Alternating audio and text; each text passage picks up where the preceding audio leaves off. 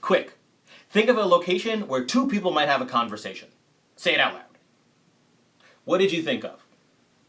Chances are you probably thought of a bar, a coffee shop, a beach, the grocery store, or the bathroom. I know because after 25 years of performing improv comedy, when I ask for a location, these are the first few suggestions that always come out of the audience. Now it is a little bit odd that people say bathroom because the last thing I want to do when I go to the bathroom is have a conversation, but hey, I'm not judging. Now, that's often what we'll get from the audience as a starting point for an improv scene or an improv game. Now, what I have found is that while great improvisers can make any suggestion work, the starting point can actually have a big difference on how easy it is to be creative and have a great time. And that same principle can apply to you when you're trying to be more innovative in any area of your life.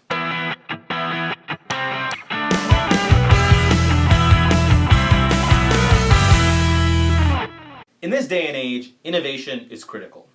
The world is changing faster than ever. Just when you think you've got it all figured out, things change again. And the end result of this is that we start to feel like we're constantly being asked to do more and more with less and less. It's like departments are being downsized, budgets are being cut, but our workload keeps increasing, and it's going kind of crazy. Now, we need to innovate in those situations simply because if we keep trying to do everything the same way as more and more is added into our lives, that's when we start drowning with too much to do. Think about it. If you're doing 50 hours of work a week and someone comes along and adds 5 more hours to your load, if you keep doing everything the same, you're going to do 55 hours of work.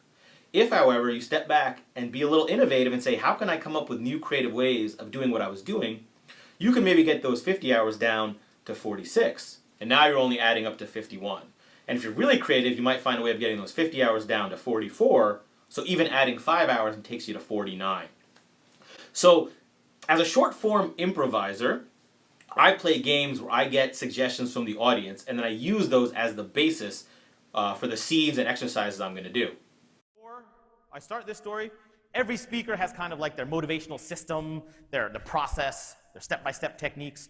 So from this side of the room, can I get a verb, some kind of action other than sleep, walk, or run? Party. Ooh, yes. FSAE, yes. Party. And from this side of the room, can I get a descriptive word like an adjective or adverb? What was that back there? Hard. Wow. I'm sad I'm missing this Cuban Libre party tonight. All right. Hard is a little on the nose. So how about, someone said animal over here, right? I don't know if animal is a verb or, it's not really an adjective, but sorry, I like how you roll. So I'm gonna tell you, I'm gonna give you a brief motivational speech on the power of animal partying. All right, here we go. Let me mix these up a little bit. All right. Good afternoon, ladies and gentlemen. Thank you for joining me. I am here to share with you the power of animal partying. Most people don't know this, but if you are stupid, you are stupid. You cannot fix stupid. So what I'm about to share with you is not a magic bullet. For you dumb people in the room, find a smart person and have them help you along. But for you smart people, animal partying may be the thing for you. You see, I learned about animal partying when I was a young lad. My mother one day pulled me aside and she said to me, "Be a rainbow in someone else's cloud." Now, when you do improv a lot, as I do, you start to hear the same suggestions over and over. As I said at the beginning, locations, you get things like bathroom and bar and coffee shop. In fact, so much so that now, when I'm asking for a location, I will say, how about an unusual location, something beyond your normal bar or coffee shop or beach?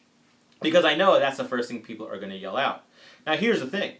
When you hear a suggestion as a starting point from the audience that you've done before, it's very tempting to take it because it's safe, right? I've done scenes set in a bar before. I'm like, oh, well, I've done this. I know I can do it.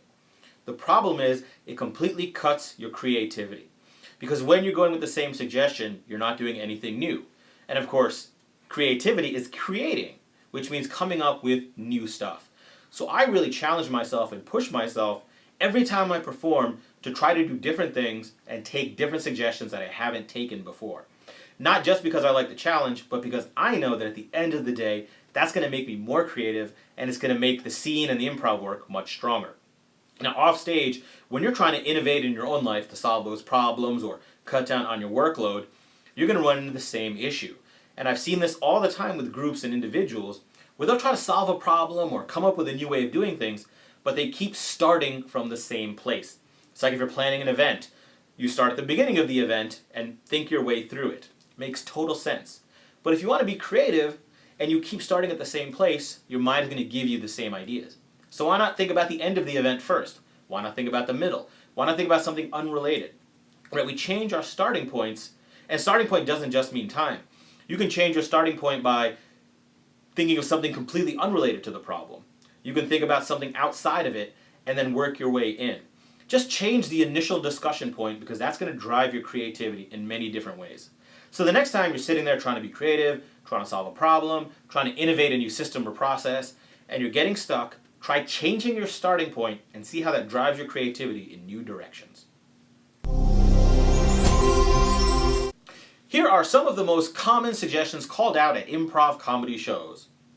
Bathroom, undertaker or mortician, skydiving, proctologist, yes, it's true, scuba diving, pineapples, spelunking, which is cave exploring if you don't know, and most common of all, for some reason, when I ask for an object, the spatula.